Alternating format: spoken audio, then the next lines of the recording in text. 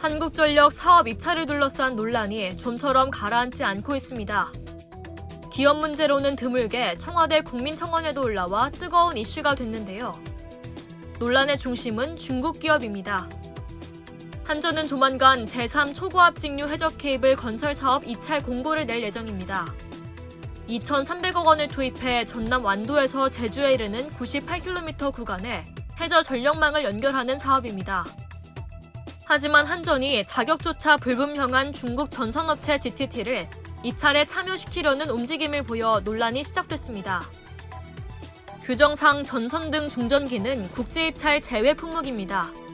또 중국은 세계무역기구 정보조달협정에 가입돼 있지 않아 국내 공공조달 입찰 참여가 불가능합니다.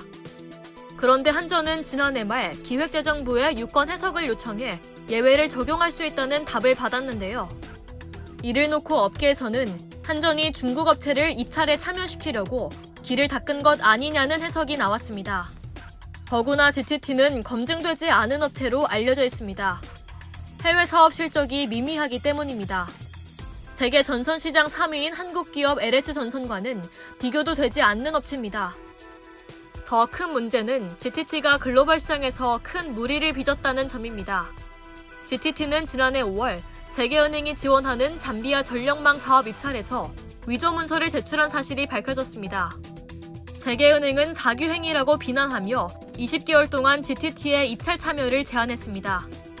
그렇다면 한전은 왜 이런 업체를 입찰에 참여시키기 위해 기재부의 유권 해석까지 받아놓은 걸까요?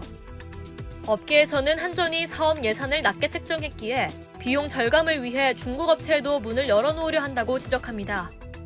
GTT가 가격 경쟁에서 저가를 제시할 가능성이 높기 때문입니다.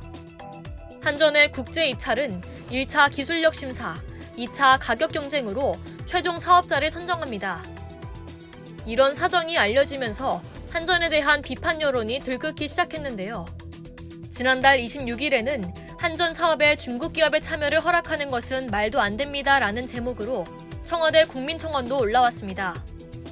이 청원은 경제가 휘청거리는 이 시국에 한 나라의 공기업이라는 한전이 국내 기업에 도움을 주기는커녕 유례도 없는 중국 기업에 입찰을 허용시켜 기회를 마련해주는 것은 말도 안 된다고 주장했습니다. 또 중국 기업의 입찰을 허용하면 안 되는 이유로 첫째, 중국은 세계무역기구 정보조달협정에 가입되어 있지 않다. 둘째, 중국 업체가 참여해 저가 수주가 만연해지면 국내 전력사업 경쟁력이 약해진다고 지적했습니다. 논란이 커지자 한전은 지난 3일 보도자료까지 내 해당 사업의 입찰 방법 및 참가 자격 등은 현재 내부 검토 단계로 아직 결정된 사항이 없다고 밝혔습니다. 한전을 중국에 매각하려 한다는 댓글에 대해서는 한전의 명예를 손상시키는 것이라며 유감을 표명했습니다. 하지만 청원 동의는 계속돼 25일 현재 무려 37만 명이 동참했습니다. 과연 한전은 어떤 입찰 공고를 낼까요? 한전을 향한 세간의 의심이 사실로 나타날까요? 청와대 답변도 관심을 모읍니다. 청와대나 정부는 청원이 30일 동안 20만 명 이상의 동의를 받으면 답을 해야 합니다. 이상 여의도튜브였습니다.